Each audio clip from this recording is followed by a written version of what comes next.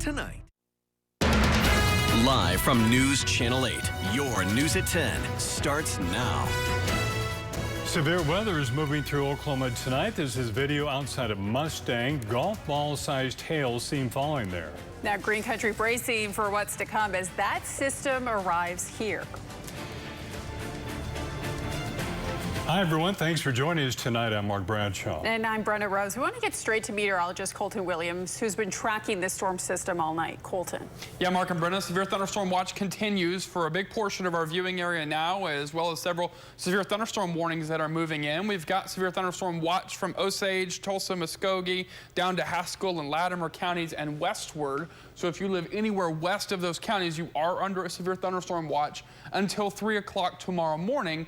And that's because this line of showers and storms is now beginning to knock on our door here, as well as several severe thunderstorm warnings. So we've got warnings ranging from the Oklahoma-Kansas state line all the way back down to the western border of our viewing area. And all along this line, we're seeing large hail damaging winds. And thankfully, the tornado threat has really subsided in the last couple of hours or so. So showers and thunderstorms moving now into eventually into the western sides of Osage County and into Fairfax, moving into Pawnee now and eventually into Glencoe, down into Stillwater. This portion of the line has really weakened in the last 15 or 20 minutes or so. So this right now, although it is still severe into Osage and Pawnee and Creek counties, it is slowly weakening and right now just becoming mainly a rainer. A little further south, a little bit heavier showers and storms now moving from Lincoln into Creek and Ofuskie counties. Heavy rainfall going on from Bristow back through Chandler, with quite a bit heavier rainfall back in the north side of the Oklahoma City metro.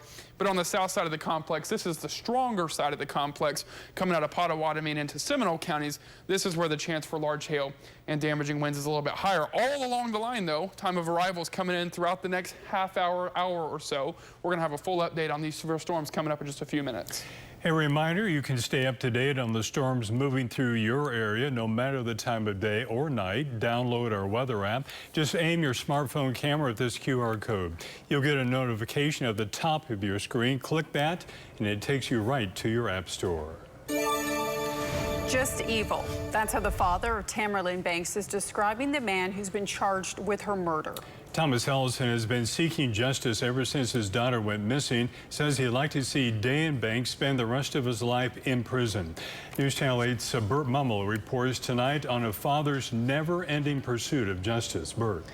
Mark, he's having a hard time dealing with the news of his daughter's death, but he'll have no problem facing the man accused of her murder in court. A year and a half ago, Thomas Ellison knew something was wrong when he hadn't heard from his daughter. She would not go anywhere without telling somebody something. She was in the process of leaving her husband and moving to Texas and had come back to Haskell to pick up her horses when she disappeared. Once your daughter disappeared, did you communicate with him? Did he talk to you? Were there any... No, sir. He never said one word to me. He didn't talk to me. Mr. Ellison, who is now in California, had suspicions about Dan Banks from the beginning, who has now been charged with murder, allegedly shooting Tamara and then burning her body. What kind of person would do something like that?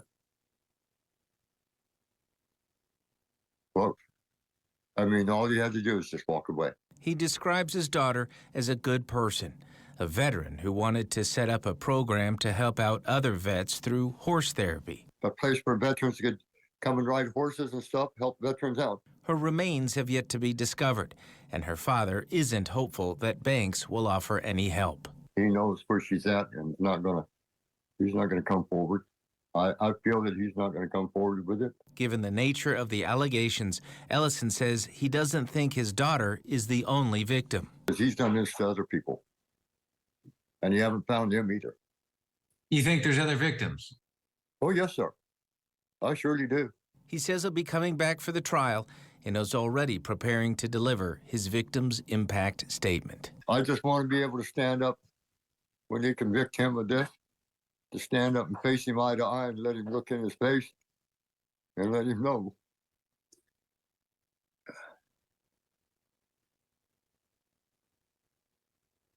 that I love my daughter and she didn't deserve what he did to her. And he ought to spend the rest of his life in prison. Banks will be back in court for a preliminary hearing on July 18th. Burt Mumolo, News Channel 8. Tonight, we're learning more about the Midtown shooting we first reported last night, where one person was killed and 3 others injured. According to court records, the victims were brothers and that they were shot in the front yard of a home near 27th and Harvard. Police identified Makai Daniels as a victim who died. No word on the condition of the other 3 brothers. Police say 25-year-old Billy Ray Bills was arrested this afternoon. He faces charges of first-degree murder, 3 counts of shooting with the intent to kill. Tribal leaders are calling a Supreme Court ruling today a major victory. The case deals with Native American children in the foster care and adoption system. In a 7-2 vote, the justices preserved the 1978 Indian Child Welfare Act, which gives preference to placing these children with Native American families. We spoke with Cherokee Nation Chief Chuck Hoskin Jr. about the decision. We all want the best interests of the children to be upheld, but part of the child's interest is to be raised on tribal land so that we can continue the customs and traditions, language, and beautiful culture that we have a right to possess. We have a right to celebrate. We can only do that if we can expect a generation coming up to remain in our tribal communities or to have a chance to. Opponents said the law was based on race and goes against the Equal Protection Clause. The original law was enacted in response to a high rate of Native American children being taken from their homes and assimilated into white families. Several U.S. government agencies are hit in a major cyber attack. Cybersecurity and Infrastructure Security Agency is still investigating that attack, which stemmed from a vulnerability in a program called Move It, a popular file transferring tool. Agency hasn't yet identified the group responsible, but its director, Jen Easterly, provided some clues today. We're tracking it as a criminal group. Many of these criminal groups are located in places like Eastern Europe. Right. And could it be Russian? Could there be Russian or state action behind it? It's unknown at this time. Right now, we're tracking it as a well-known ransomware group. That's possibly a reference to a group called CLOP, according to the cybersecurity company Recorded Future. CLOP is a Russian-speaking cybercrime gang. Last week, Easterly's agency warned agencies of CLOP's use of the Move It vulnerability. The merger of the PGA Tour and LIV Golf now has a new obstacle, a DOJ investigation. According to a Wall Street Journal report, the Justice Department informed the 2 leagues it will review their agreement for antitrust concerns. The merger was announced last week and has been met with criticism from several lawmakers, including from Senator Ron Wyden, who launched his own investigation into the deal today after accusing it of monopolizing the golf industry.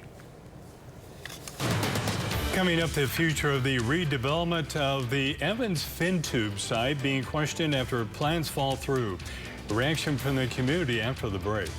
And the practice of using race as a factor in college admissions could be outlawed by the Supreme Court. Still to come, the legal arguments and the justice's decision could mean going forward. And severe weather continues. I've got the full breakdown coming up just next. Do you use your antenna to watch News Channel 8? If so, you need to plan to rescan. It's so easy to do. On your remote, go to Menu, Settings, and then Scan. Your TV will do the rest. Don't miss your favorite shows, news, weather, and sports on News Channel 8. Plan to rescan.